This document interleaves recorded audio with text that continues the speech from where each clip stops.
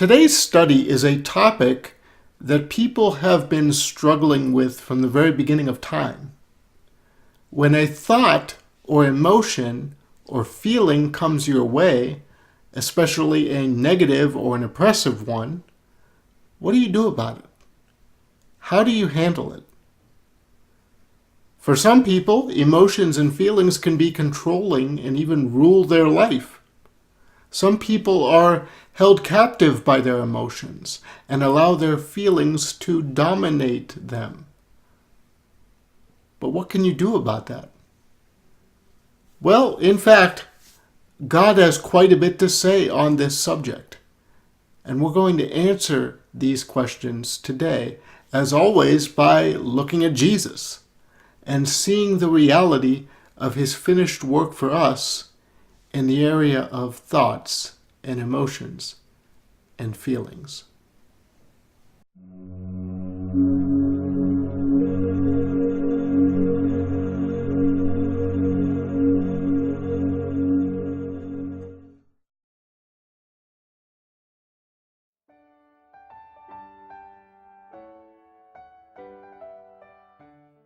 Welcome to Thriving Branch. I'm Jim. Today we are talking about thoughts and feelings and emotions, and specifically how we handle when a negative thought or a negative feeling or a negative emotion presents itself to us. What do we do in that situation? How do we handle that situation? And more importantly, how do we handle it in the light of the finished work of Jesus Christ?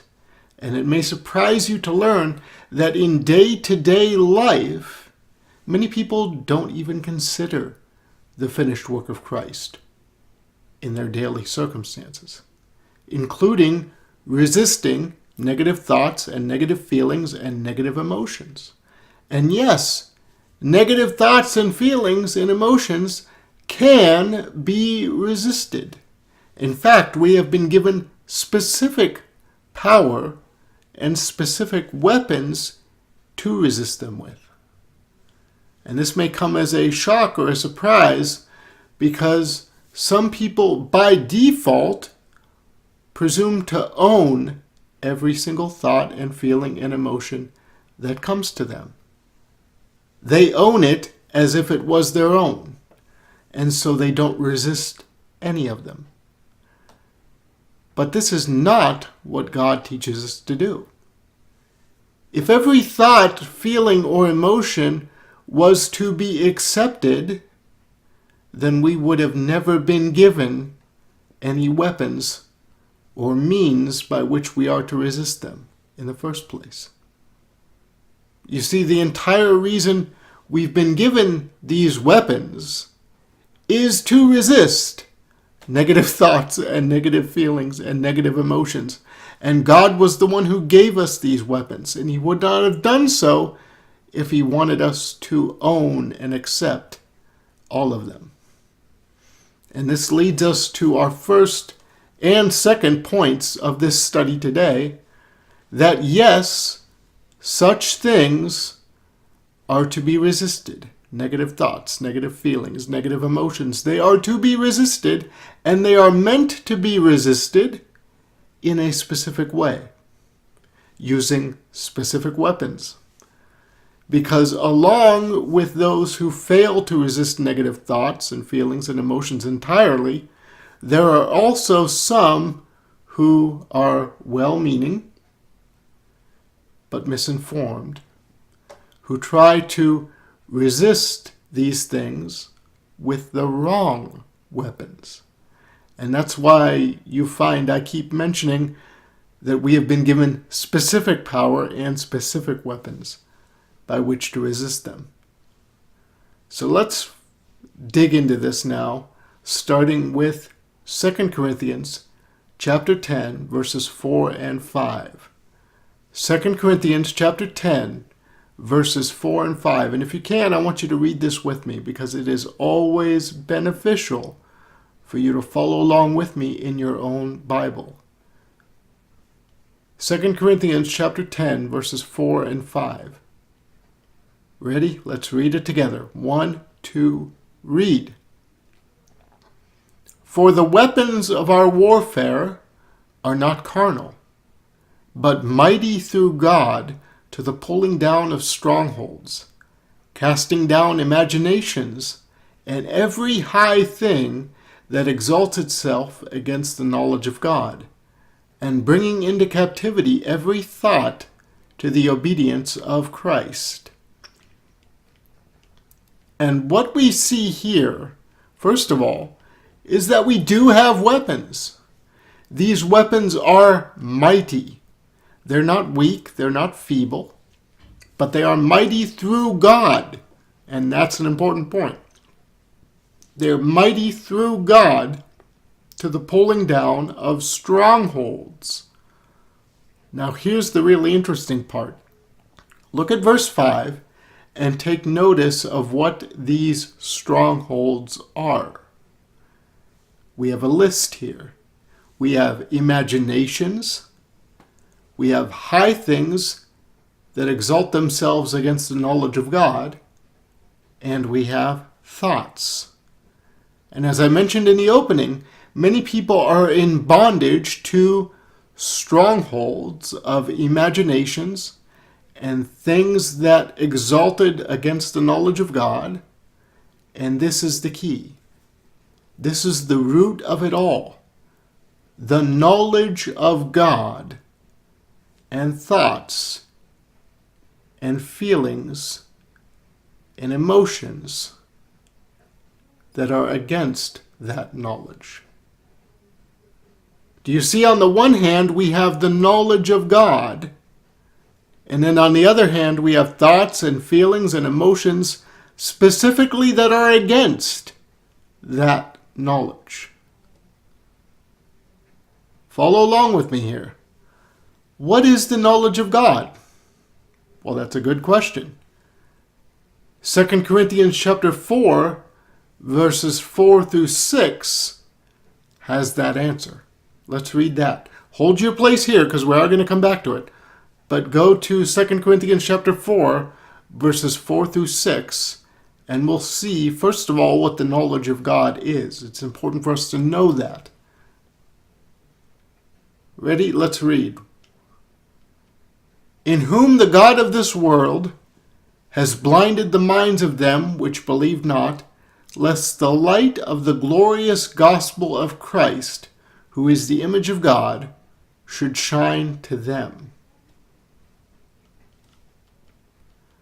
For we preach not ourselves, but Christ Jesus the Lord, and ourselves your servants for Jesus' sake.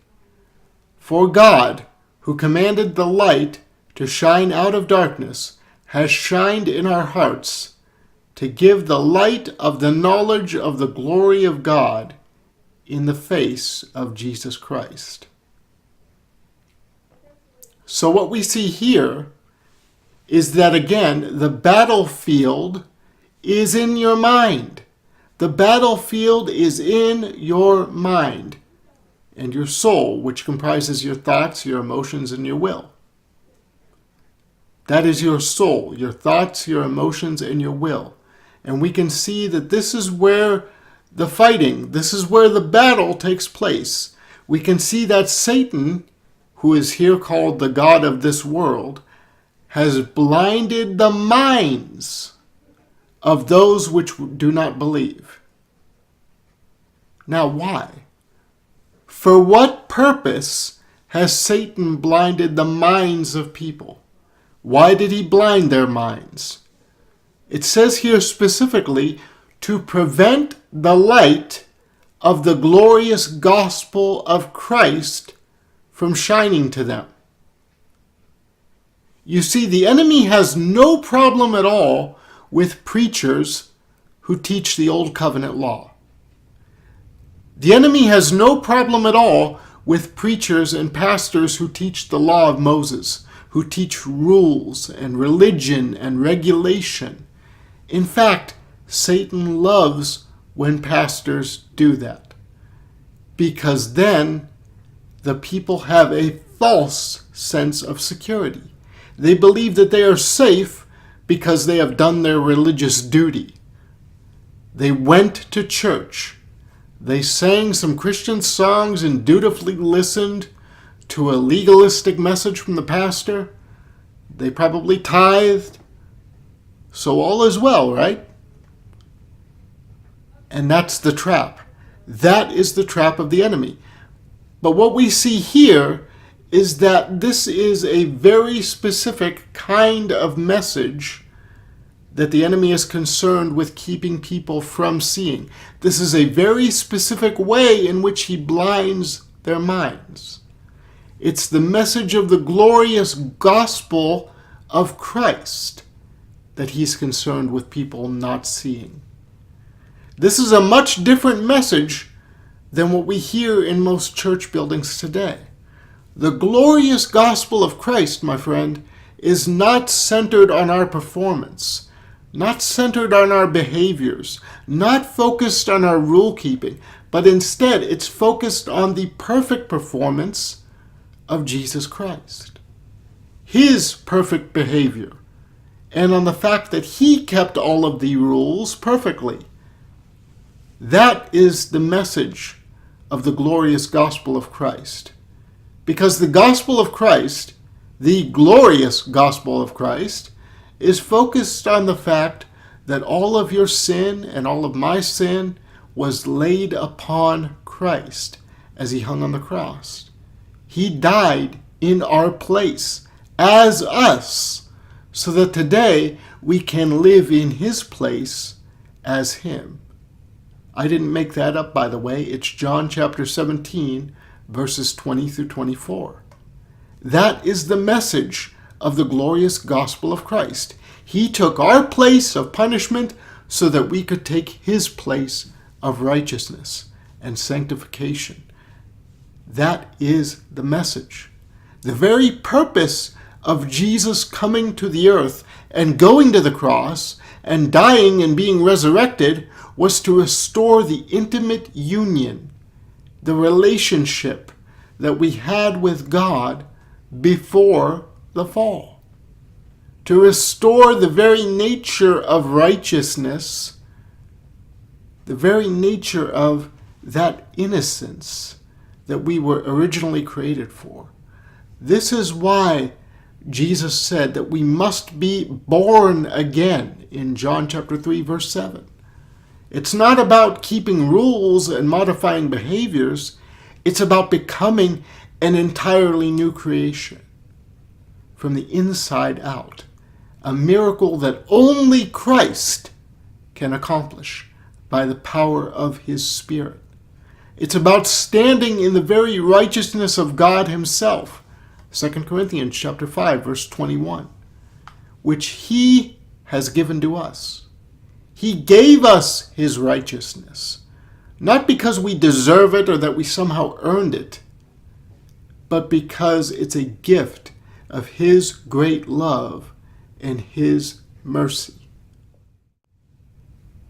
All of this, my dear friend, is what the knowledge of God is. And that's why, as we return to our verses in 2 Corinthians chapter 4, verses 4 through 6, in verse 5, we see that it says, we do not preach ourselves. It's not about ourselves. It's not about our works. It's not about our efforts. But it is about Christ crucified, because that's where the work was done. That's where everything was paid, and that's where it was completed, and that's where the power is. Continuing to verse 6, we see that God has given the light of the knowledge of the glory of God. Wow. God has given the light of the knowledge of the glory of God. And where can it be found? Where can it be found according to this verse? It's not in the face of Moses. Remember, Moses had to cover his face, and whose light and glory faded away as the old covenant was ended. In 2 Corinthians chapter 3, verse 13, we read that.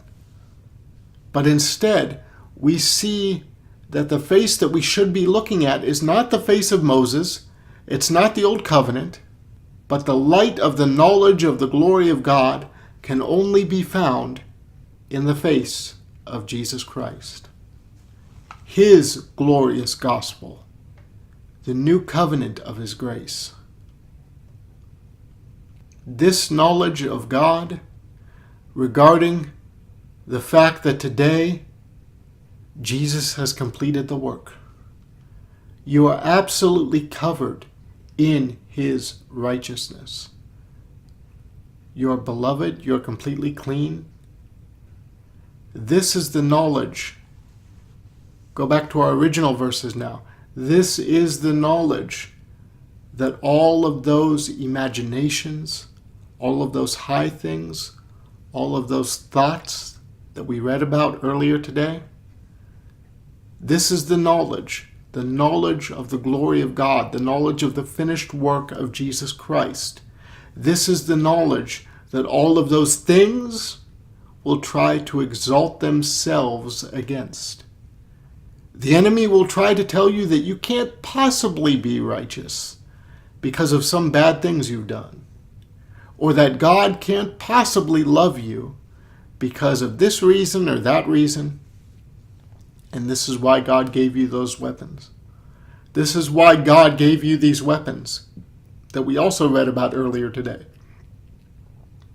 That not every thought is to be accepted. Not every thought is to be acknowledged. Not every thought is to be believed. In fact, as we read in the beginning, in 2 Corinthians chapter 10, verse 5, we are instructed to bring every thought captive to the obedience of Christ. Bring every thought captive to the obedience of Christ. Bring every thought captive to the obedience of Christ. I keep emphasizing that because I want you to notice the last part, the obedience of Christ. It's not your own obedience. You are never instructed to attempt to stand in your own obedience. You're never instructed to do that. If you could stand in your own obedience, Christ would have never needed to come in the first place. Instead, we are instructed to stand, absolutely, but not in ourselves. We are instructed to stand and bring every thought captive to the obedience of Christ, to Christ's obedience. Because His obedience is perfect, and it is His righteousness which we have been given. So when these negative and condemning thoughts come your way, when these thoughts of doubt, these thoughts of fear, whatever they are, when they come your way, you can rightfully and righteously disregard them in favor of the knowledge of Christ. You are righteous because that is precisely what God has made you to be. You are loved for no other reason than because He loves you. You are blessed and you are protected because you stand in a completely righteous and holy position. That would be Christ's position.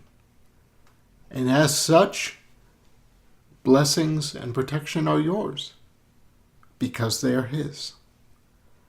And all of this is wrapped up in the finished work of Christ for you. Be blessed.